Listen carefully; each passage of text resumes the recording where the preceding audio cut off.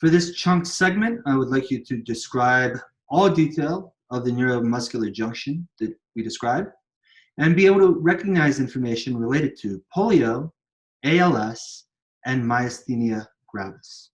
Motor neurons are nerve cells in the spinal cord or brain that send their axons to innervate muscles. Action potentials here would stimulate the release of acetylcholine to actually drive the contraction of motor fibers. The neuromuscular junction is where the motor neuron terminal and muscle fiber meet. A motor unit is a motor neuron's axon and all of its target fibers. The neuromuscular junction primarily uses acetylcholine. This would be released from the neural fiber and act on muscle fiber, where it's primarily acting on nicotinic acetylcholine receptors, which are ionotropic in nature, again, where the muscarinic version is metabotropic. And again, just because nicotinic is principally in the neuromuscular junction does not mean that it is not in the brain. That is sort of misinformation. There are definitely nicotinic acetylcholine receptors in the brain as well. Nerve agents inhibit acetylcholine esterase. Most enzymes end with ASE. That's a good trick to remember that would be an enzyme. And that means that it would probably be breaking down the neurotransmitter of interest. So acetylcholine esterase, being an enzyme, would break down acetylcholine into unfunctional chemicals that could then be recycled. Now, the acetylcholinesterase would be disrupted by most nerve agents, including mustard gas and sarin. Nerve agents, I think, are a big issue. Especially, seeing how we've had this COVID thing in recent memory, at least. There are probably going to be, a lot of interest or emphasis and fear-mongering regarding biological warfare. But I do want us to think a little bit about this, the difference between chemical and biological warfare. Biological warfare, you think of anthrax. Well, what else do you got? Biological warfare is scary. I mean, the idea of weaponizing Ebola or something like that, it sounds terrifying. But I'm going to make the argument that that is primarily for the movies, and it's really chemical warfare that I think we should be a little more concerned about. Again, give me, the history of biological warfare, and think of the terrorist attacks involving anthrax. What else has this really done other than make flashy headlines? It really hasn't done too much damage mailing anthrax powder or spores in the mail.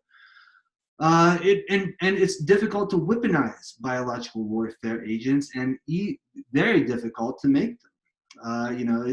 You need like some big BSL-5 bio warfare facility for the most part to really get things like Ebola and coronaviruses going and these sorts of things to weaponize. That is not easy to do. Whereas it's not that hard to make, mustard gas style chemical warfare agents. Now there's much better stuff than mustard gas around these days. And I mean, frankly, the US government has some of it, but that is not, I guess what I'm saying is it's easier to develop sort of entry-level chemical warfare agents, and you don't need the cutting edge to make an impact. We could have things to treat chemical warfare exposure, but currently none of us are walking around with these on us. So, and it's also easier to get widespread, or have widespread targets with chemical warfare. I mean, so we could target a football stadium, the subway, something like this. Much harder to do that with a biological warfare agent. I mean, what are we going to do? Infect somebody and then let them infect somebody else and get that R number up and all this? It's a little more complicated. So while I think biological warfare, it sounds like crazy, I think it's a little more complicated. I personally would be a little more concerned about chemical warfare, in part just because I think it's more likely to affect, if not me, my peers certainly, my peers that are overseas fighting in wars, but also, I think, a more likely candidate for terrorist attacks. Therefore, if I had to pick one to fund, I would probably put my money on chemical warfare. But, either, both are quite bad. But yeah, the basis of most chemical warfare agents is this neuromuscular junction. But there are additional things here. We also need to take into account the central effects of these. A lot of them can also have deleterious. Again, there are nicotinic receptors, in the brain. These things will have deleterious action on the brain as well. They have cognitive deficits. Remember that acetylcholine is very involved in cognitive function. So these can also make you very disoriented. And that's very serious, especially if you're in battle or like trying to flee a terrorist attack. You need cognitive, your cognitive capabilities there. There are a few things that can be done there. One is there are cognitive enhancers, things that would be given to people possibly first responders, although that's not really the case right now.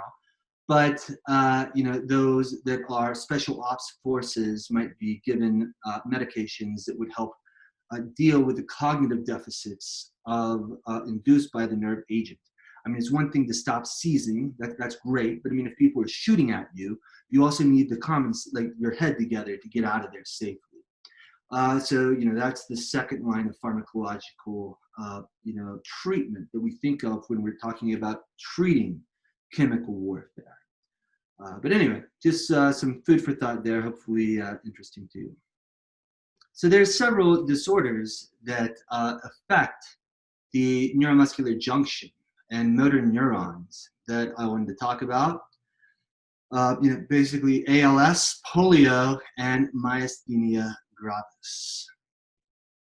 ALS is also called Lou Gehrig's disease because it was one of the more famous people negatively impacted by it, at least in the last generation.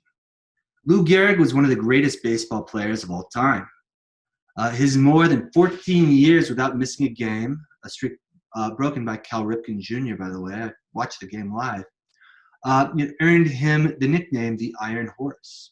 In 1939, Gehrig was diagnosed with amyotrophic lateral sclerosis, or ALS, a neurodegenerative disease that attacks both upper and lower motor neurons. While the exact cause of ALS is generally unknown, in about 2% of cases, a genetic link has been found. A mutation occurs in the gene that produces the antioxidant enzyme superoxide dismutase. The enzyme is a protein that folds a particular way to combat harmful free radical molecules. The mutation causes the enzyme to misfold, resulting in damage to the neuron's mitochondria. As more neurons die because of this, the muscles they connect to begin to twitch, then weaken completely.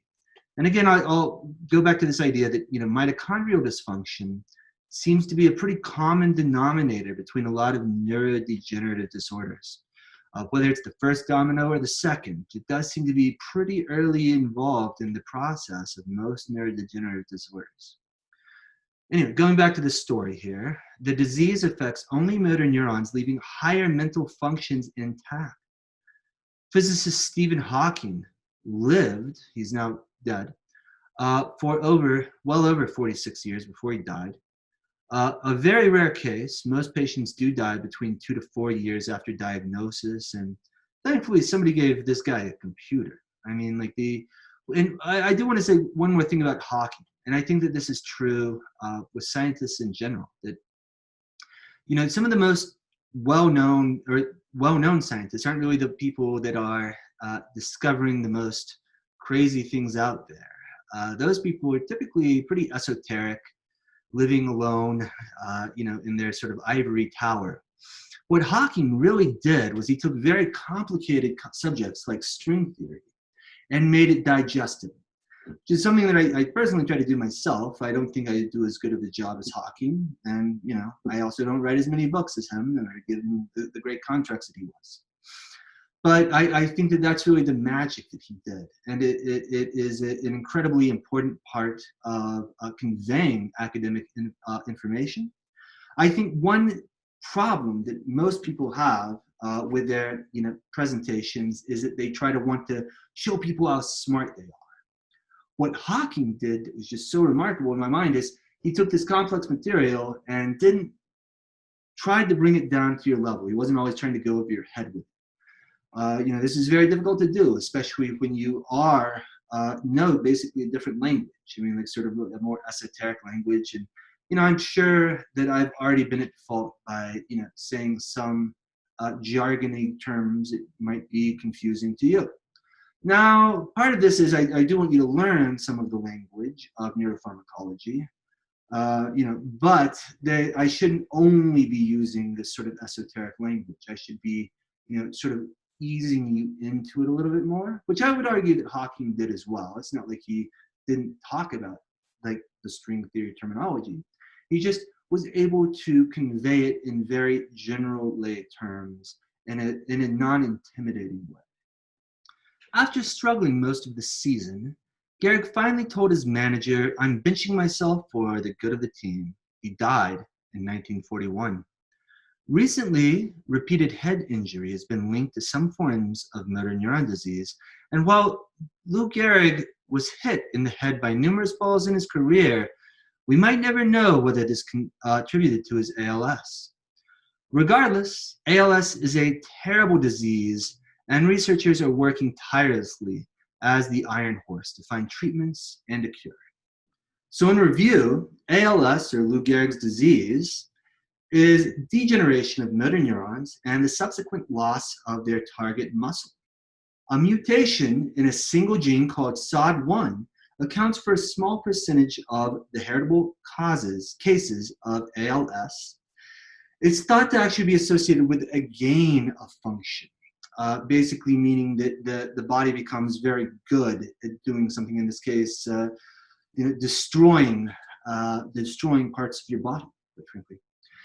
But other causes remain unclear. Traumatic brain injury or viral infection are common thoughts here.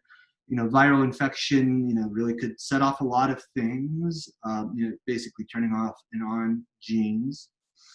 And trauma, of course, could lead to degeneration of mitochondria, amongst other things. It could lead to the manifestation of ALS. There is a SOD1 mouse model that is a very good model of this disorder. And these mice do display motor symptoms that resemble the disease.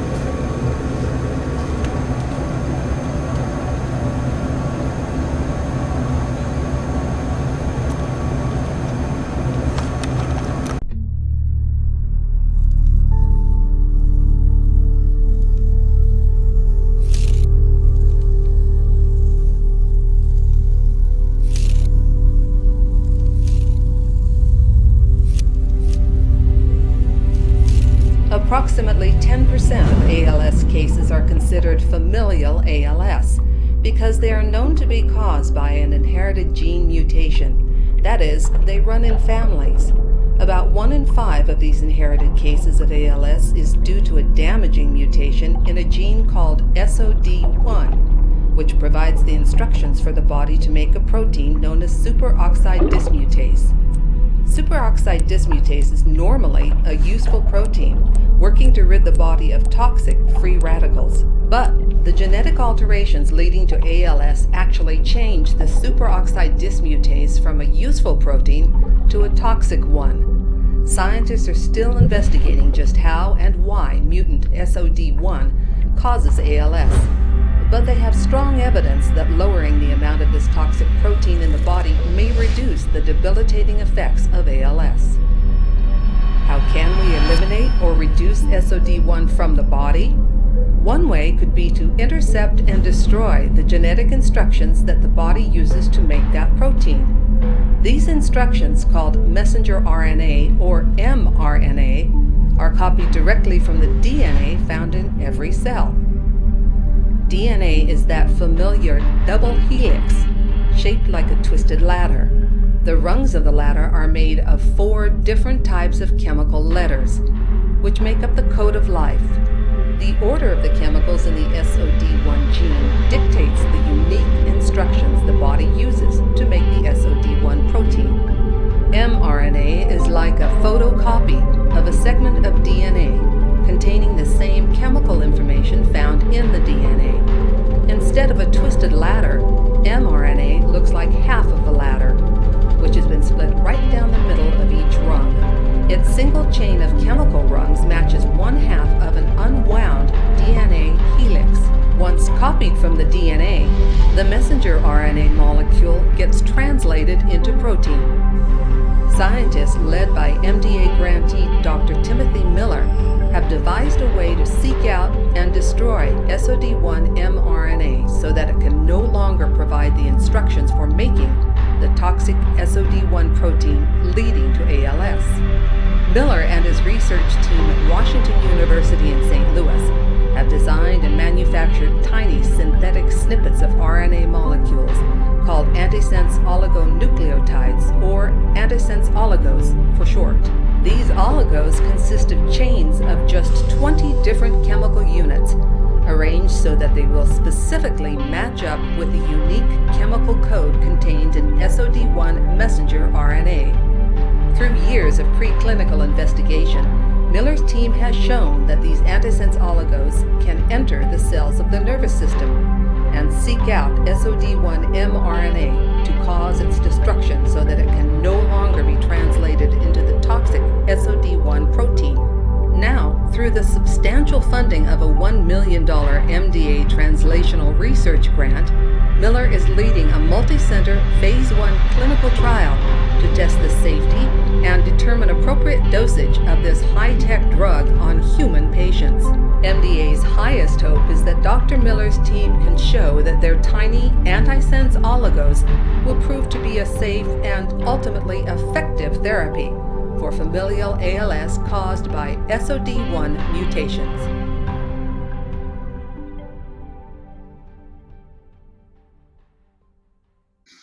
Myasthenia gravis is an autoimmune disorder that primarily affects women aged 20 to 40. There is thought to be a genetic component, and what really happens here is the patient develops antibodies against their own nicotinic acetylcholine receptors. So it's like your immune system attacks your acetylcholine receptors. This disorder is treated with either acetylcholinesterase inhibitors, immunosuppressants, and in some cases, even removal of the thymus gland. Myasthenia gravis is a neurologic condition that patients fail to transmit their nerve impulses in their muscles so that they get weak with repeated motion or repeated activities. And that is thought to arise from antibodies that are produced by the thymus gland, which interfere with or block transmission of those nerve impulses, leading to the symptoms of myasthenia gravis. One of the treatments that has been there is surgical removal of the thymus gland, and that's been around for 40 or 50 years. And it was first noted by surgeons a long time ago that if you took the thymus gland out, in lots of patients, the myasthenia gravis will completely resolve and get better. Not in everybody, but that's sort of what happens. So in patients with myasthenia gravis who have their thymus removed, I generally tell patients that about a third of people who have their thymus gland removed will be medication-free, and their myasthenia gravis will be well controlled.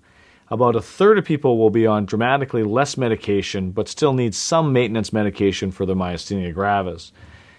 About a third of people will see no benefit. Our thoracic group believes that the more thymus gland you take out, the better the potential chance for remission. So when we thought about all these issues and having done all these different procedures, we felt the robotic procedure still offered us the best option and the best potential outcome for patients to remove as much thymus as possible. And so that's why we sort of have settled on robotic resection as our treatment of choice for myasthenia gravis in patients who need their thymus gland removed. Polio is one that's near and dear to me. My father suffered from polio and lost movement from the waist down. Polio vaccine polio was a terrible disease that should be eradicated. It's not yet. The Gates Foundation is working very hard on that. But a vaccine here was very effective. There are some unethical things about how the cells that went into this were actually derived from a poor black girl, but those cells have gone on to help create the polio vaccine, which is incredibly effective with very little risk. I see absolutely no reason for this, and it's obviously something I'm emotionally tied to, seeing how it's affected my own family. I find it hard or difficult to converse with someone who would be against this particular vaccine. Really, vaccines in general that are tested. But, I've actually been in vaccine trials myself. For the SARS, I was, in one of the early clinical trials there. The vaccine I get actually wasn't effective, but it also didn't hurt anybody, including myself. Polio viruses, what they do is destroy the spinal motor neurons. FDR is also thought to have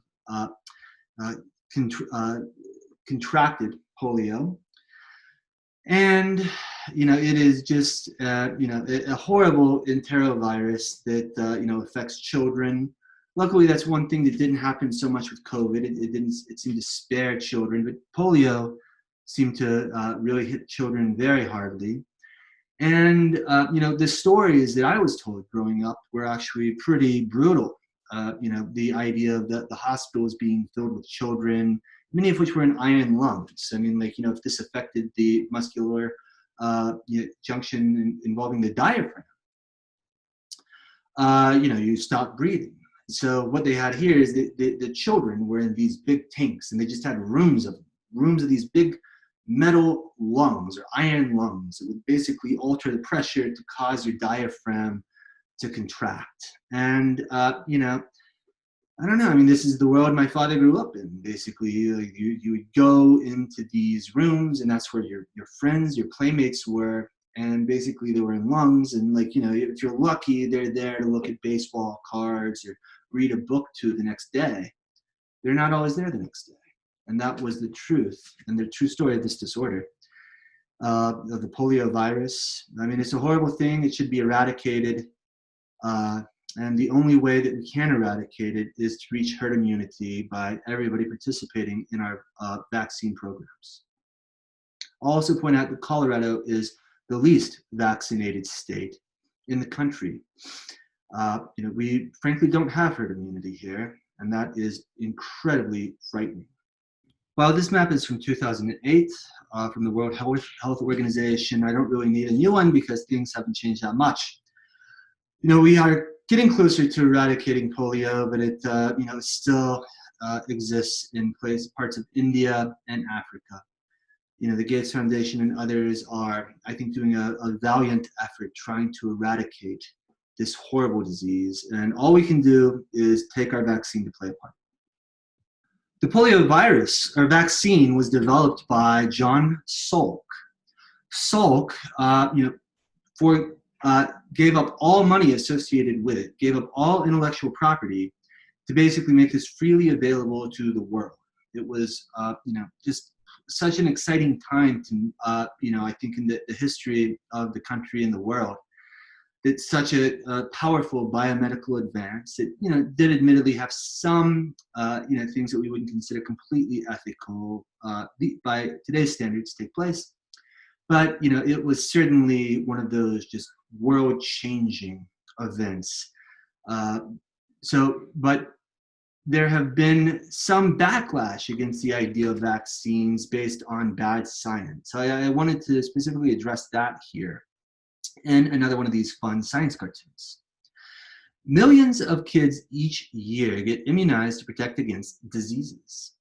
Smallpox is another example here. Smallpox, which killed millions, is now eradicated from nature. Vaccines introduce inactive viruses or bacteria that stimulate B and T immune cells to produce antibodies which fight the disease. Vaccinations produce what's known as herd immunity, when enough people are vaccinated. If only a few people are immunized, the disease spreads easily. But with enough vaccinations, the disease is contained. In 1998, a paper in a major medical journal proposed a link between MMR, vaccinations, and autism. The popular press and certain celebrities fueled anxiety about vaccinations based on this report. A rise in the incidence of autism may have more to do with changing diagnostic standards and other factors, rather than the actual vaccine. In fact, further studies have failed to find any connections between autism and vaccines. And the original paper has been retracted amid allegations of fraud and conflicts of interest. In fact, there's no real scientific evidence at all linking autism to vaccines. And it's also important that science is about replication, and the study hasn't been replicated, therefore it can be rejected as bad science.